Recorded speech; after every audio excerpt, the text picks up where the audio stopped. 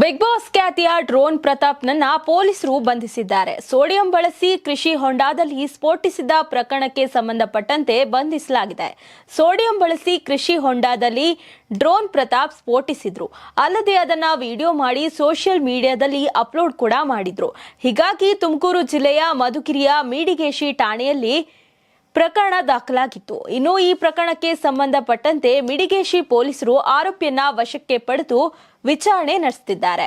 ಅಂದಹಾಗೆ ಡ್ರೋನ್ ಪ್ರತಾಪ್ ವಿಜ್ಞಾನ ಪ್ರಯೋಗ ಹೆಸರಲ್ಲಿ ಎಕ್ಸ್ಪೆರಿಮೆಂಟ್ ಅನ್ನ ಮಾಡಿದ್ರು. ಸೋಡಿಯಂ ಸೇರಿದಂತೆ ಸಾಕಷ್ಟು ರಾಸಾಯನಿಕಗಳನ್ನ ಸೇರಿಸಿ ಕೃಷಿ ಹೊಂಡಕ್ಕೆ ಎಸೆಯಲಾಗಿತ್ತು. ನಂತರ ಇದು ದೊಡ್ಡ ಜ್ವಾಲೆ ಹಾಗೂ ಸ್ಫೋಟ ಉಂಟು ಮಾಡಿದೆ.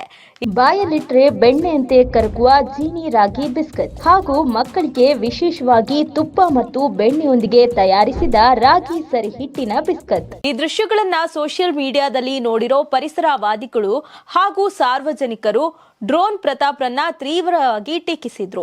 ಈ ರೀತಿ ವಿಡಿಯೋ ಮಾಡೋದು ಕಾನೂನು ಬಾಹಿರ. ಹೀಗಾಗಿ ಪ್ರತಾಪ್ ವಿರುದ್ಧ ಕ್ರಮ ಕೈಗೊಳ್ಳುವಂತೆ ಆಗ್ರಹ ಕೇಳಿ ಬಂದಿತ್ತು.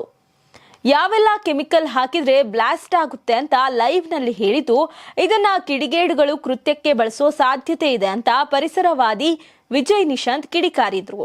ಸದ್ಯ ಸೆಕ್ಷನ್ 288 ಮತ್ತು ಸ್ಫೋಟಕ ವಸ್ತುಗಳ ಕಾಯ್ದೆಯ ಸೆಕ್ಷನ್ 3ರ ಅಡಿಯಲ್ಲಿ ಎಫ್ಐಆರ್ ದಾಖಲಿಸಿದ್ದಾರೆ. ಪೊಲೀಸರ ಪ್ರಕಾರ ಈ ಕಾಯ್ದೆ ಸಾರ್ವಜನಿಕ ಸುರಕ್ಷತೆಗೆ ಗಮನಾರ್ಹ ಅಪಾಯ ಮತ್ತು ಸ್ಫೋಟಕಗಳನ್ನು ನಿಯಂತ್ರಿಸುವ ಕಾನೂನುಗಳನ್ನು ಉಲ್ಲಂಘಿಸಿದೆ. ಇನ್ನು ಪರಿಸರವಾದಿ ವಿಜಯ್ ನಿಶಾಂತ್ ಪರಿಸರದ ಮೇಲೆ ಸಂಭಾವ್ಯ ಪರಿಣಾಮಗಳ ಬಗ್ಗೆ ಆತಂಕ ವ್ಯಕ್ತಪಡಿಸಿದ್ದು, ಪ್ರತಾಪ್ ಬೇಜವಾಬ್ದಾರಿ ವರ್ತನೆಯನ್ನ ಟೀಕಿಸಿದ್ದಾರೆ.